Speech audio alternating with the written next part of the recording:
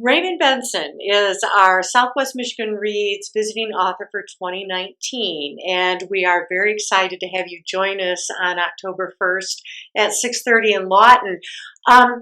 Who is Raymond Benson? Well, I'm not the guy that fronts the country swing band Asleep at the Wheel, whose name is Ray Benson, and we're always getting mixed up. we always get each other's emails and phone calls. Anyway, I've had a long and winding career. I started off in theater. I was a theater major, and I went to New York City after college and directed off Broadway, off, way off Broadway plays and musicals, and I composed music and did a lot of that. And there's no money in theater, so I became a writer. And I wrote my first book in the early '80s. It was a coffee table encyclopedia kind of big book called The James Bond Bedside Companion. And this was a history of the phenomenon of James Bond and a biography of Ian Fleming and analyses and critiques of all the books and all the movies. And it was well received, and the Ian Fleming people liked it.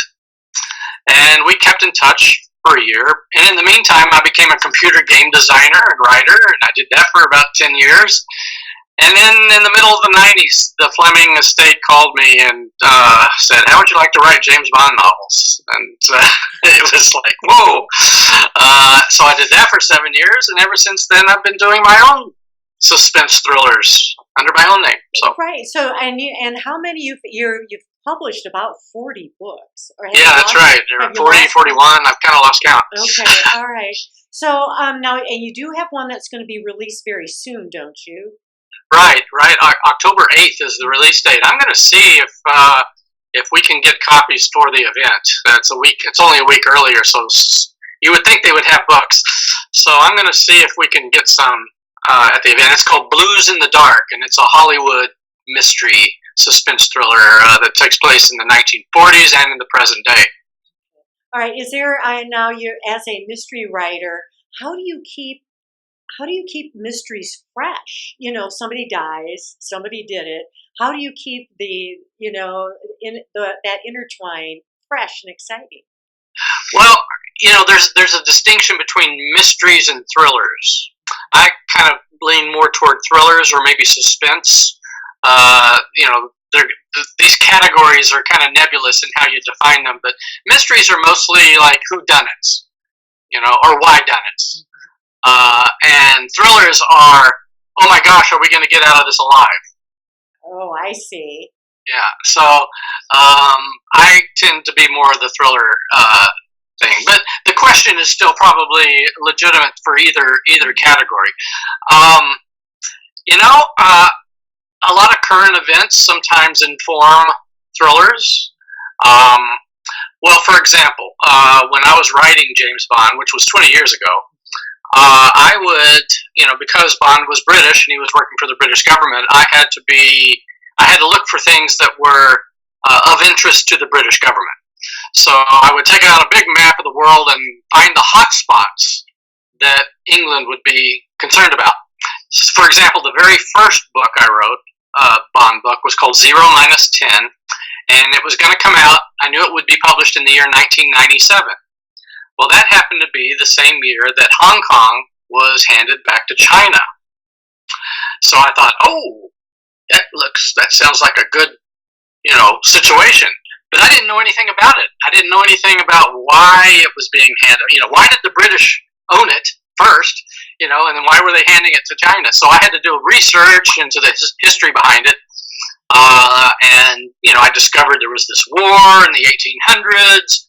That had to do with opium, and Britain won the war, and in the treaty, they were given the landmass that became Hong Kong. But some fool in England wrote into the treaty, "We'll give it back to you in 100 years." Oh, yeah. And so 100 years later, they stood by what they said, and never mind that 6 million people had been living under a democracy, and now they were being handed back to a communist country. So I imagine, well, some people are going to be a little upset about that. And maybe some businessmen, and maybe some British businessmen. So my villain became a British businessman who was going to lose his business. So he tries to stop the handover nefariously. So that was, that's kind of how it works, And for the second book, I kind of focused on Cyprus. Cyprus is a divided country, but Britain polices it. So, that kind of became the situation for that, So, for my own books, it's more in my imagination. It's more what I concoct, So, after so many books, you must have a fertile imagination. Well, as I get older, it's getting hard to mine. I used to be able to just dung, but now there's more of a gestation period, I think, between books, But I think that's normal.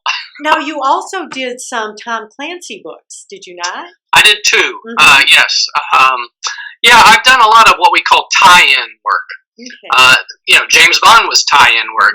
Somebody else owns the franchise, the copyright of the character or the universe, and I step in and I write for them, and it's kind of a work-for-hire situation. All right.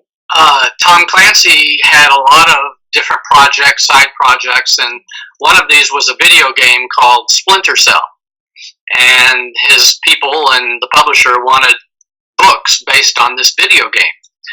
And so they hired me to write the first two books. Those two books were written under a pseudonym, David Michaels. And the publisher asked for that because they knew they were going to have several different kinds of properties under Tom Clancy's names, and every author, no matter who it was, would go by the name David Michaels. So I was the first David Michaels. There's been several after me. I see. Yeah. Now, is that kind of, who checks your work? I mean, if you're writing under somebody's name, do you have to follow a certain, outline or style, or is it? Well, usually they call it a Bible, that for the franchise, which has all the information somebody would need to continue the series. All about the characters, their backgrounds, and things like that. With James Bond, I didn't need it. Because I knew everything about James Bond. I mean, I had grown up with Bond. I knew the books. I knew Fleming. I didn't know him personally, but I knew his life very, very well. When I was researching that original book, The Bedside Companion, I did go to England and I interviewed and met many family members and colleagues and business people. I must say, I love that book. Oh, The Bedside Companion? I love that book. Yeah, well, my husband thinks he is James Bond. So, we're a Bond household. So I just, and I got it again a couple weeks ago and was rereading it. And it's fascinating. It's really fascinating. Thank you. Yeah, it was a labor of love. It took 3 years to do that book. And because I was in New York at the time and doing a day job at the same time and trying to work on the weekends and still doing theater as well. So it just took a while to finally do it. Once it was published, then that kind of opened a lot of doors, and I was able to leave the day job and do other things.